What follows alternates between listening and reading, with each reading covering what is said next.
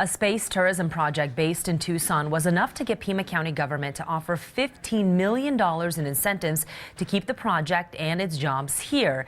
But now a conservative organization is threatening to sue to stop the incentives, and today a majority of county supervisors voted to fight back. The project, called Worldview, plans to charge tourists $75,000 a ticket to take a balloon to the edge of space, then glide them back to Earth.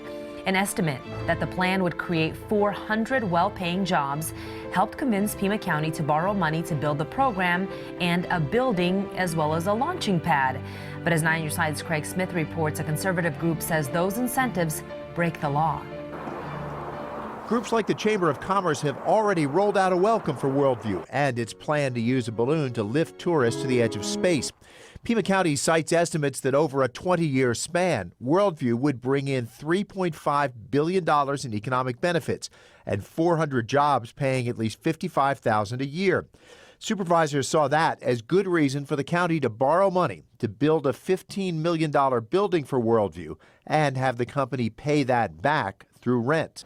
But what a majority of county supervisors call a proper business incentive, a conservative organization called the Goldwater Institute calls an outright gift and something that's against the law. Supervisor Allie Miller was the one vote against the Worldview package. She says Pima County should attract business through efforts like fixing the streets. The responsibility of the county government is not to incentivize businesses.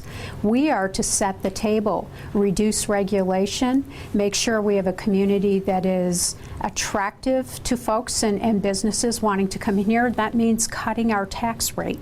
County Administrator Chuck Huckleberry says the county is not breaking the gift rule because the deal will make a profit. And the building that's being actually built is a county building. It will be leased to Worldview, and the aggregate sum of their rent payments exceeds the cost of the county in principal and interest by $4.2 million. Now we will have to see which argument will float if the dispute does end up in court.